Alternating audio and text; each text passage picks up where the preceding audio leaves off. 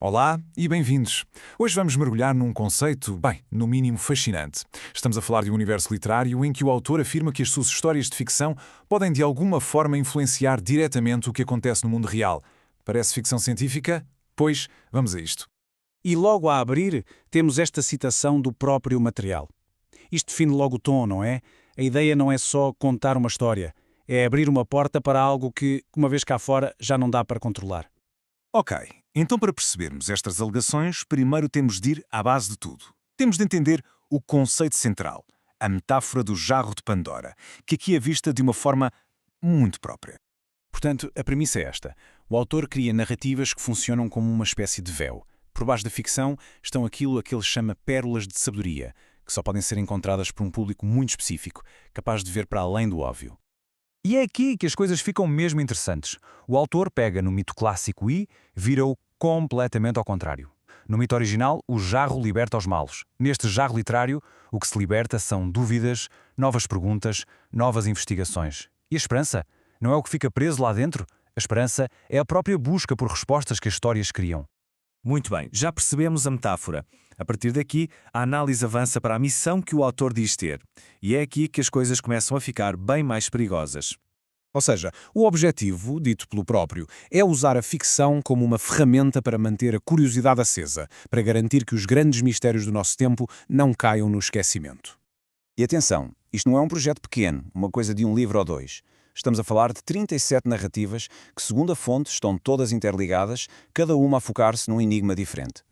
E é aqui que a alegação passa da teoria à prática. O autor aponta para um trabalho anterior sobre o desaparecimento do voo MH370 como prova.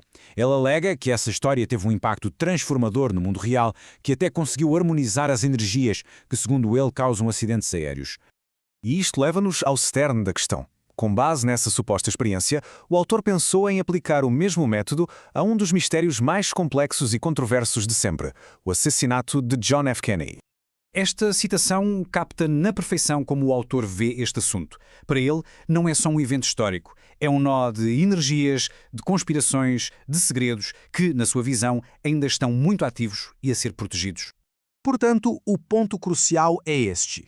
O autor acredita que escrever sobre o tema não é só investigar, é interagir com algo vivo e perigoso.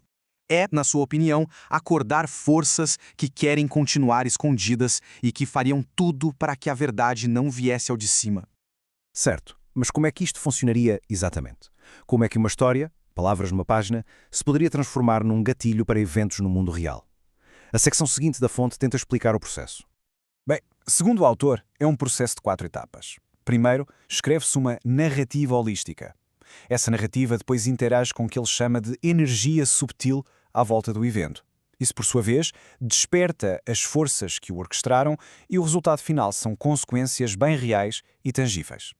Fica aqui um aviso muito claro. O autor não encara isto como um simples exercício intelectual. Ele acredita que está a lidar com uma força real, poderosa, e que as consequências de usar de forma leviana podem ser graves. E é agora que as alegações atingem o seu ponto mais alto. A fonte entra em detalhes sobre as consequências catastróficas que o autor previa se avançasse com o livro sobre o JFK. A teoria é que o ambiente presidencial está, por si só, energeticamente muito volátil. A atmosfera é descrita como sendo uma de vulnerabilidade e desconfiança. Basicamente, um barril de pólvora à espera de uma faísca. E a cascata de eventos prevista é assustadora. A publicação da história iria intensificar essa energia negativa, o que poderia levar a conflitos internos, a que a confiança pública fosse por água abaixo e, no pior dos cenários, até a ataques físicos, o que causaria uma crise nacional de proporções inimagináveis. Esta citação final resume a faca de 2 gumes em que o autor se via. A mesma força que ele acreditava que podia revelar a verdade era a mesma que podia destruir a estabilidade. Uma escolha de proporções cósmicas. E no final, a conclusão a que a fonte chega é que perante um risco tão gigante, o autor decidiu mesmo recuar. Depois de ponderar o potencial para um cataclismo, a decisão foi não avançar com esta obra em particular e procurar caminhos mais seguros. Isto deixa-nos a pensar uma questão fundamental, que está no coração deste universo literário. Independentemente de se acreditar nestas alegações ou não, a premissa obriga-nos a refletir sobre o poder que as histórias têm de moldar a nossa percepção e talvez até a nossa realidade. Afinal, quando é que uma história deixa de ser só uma história?